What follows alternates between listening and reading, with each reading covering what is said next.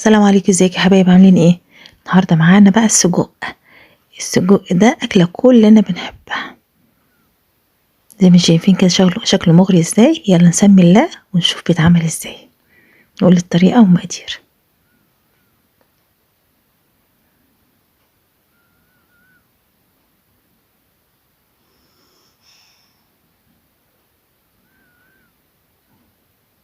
بسم الله.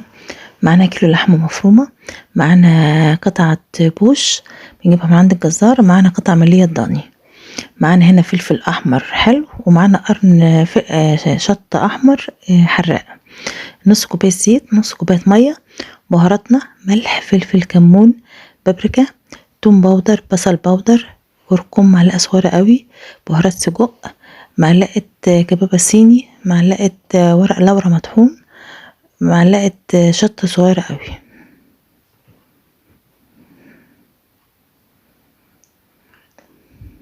ومعلقه بهارات لحمه طبعا نسينا نقولها، بهارات سجق. معنا بصله صغيره قوي مفرومه. هو المفروض السجق بيتعمل بتوم بس انا بحب احط فيه بصله صغيره بتدي نكهه حلوه جدا. ومعنا كيس مرقه فوريه، وده الهنك اللي بنجيبه من عند الجزار، هنك ضاني، بيبقى مغسول كويس جدا ومتنضف بالليمون وبالدقيق وبيبقى زي الفل.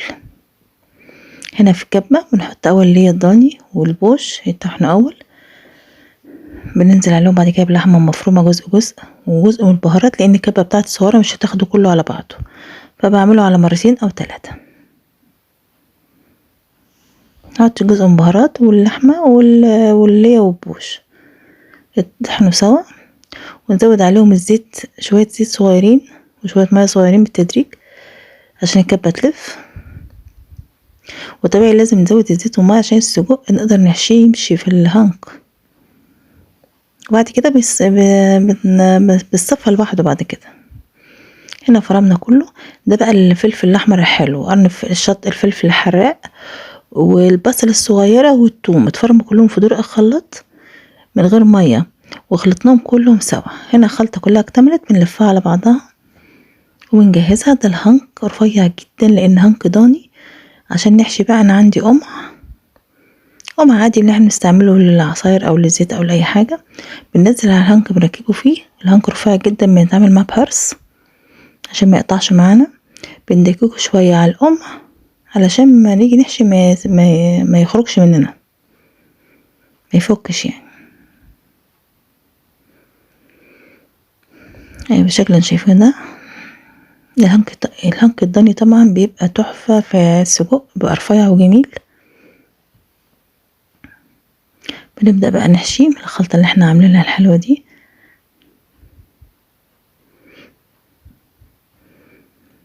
زي ما شايفين كده بقى المنظر الجميل ده. بتبقى حرص برضو قوي علشان ما يقطعش مننا. طبعا بتفضلي تحشي لغاية ما يبقى معاكي الحبل الطول اللي انت عايزاه تقطعي، وبتبدأي تربطيه وتعملي غيره.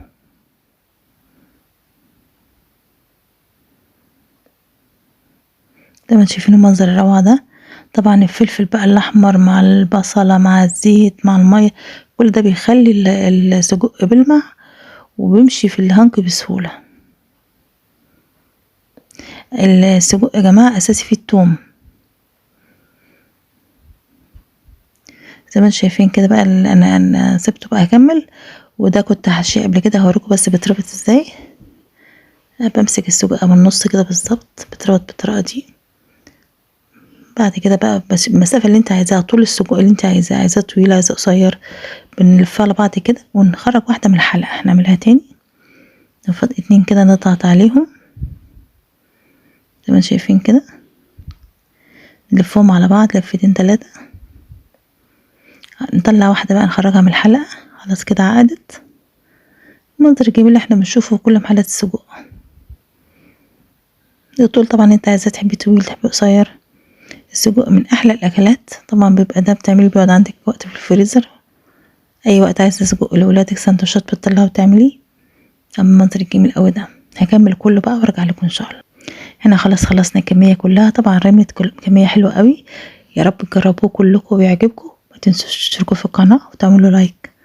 مع السلامه.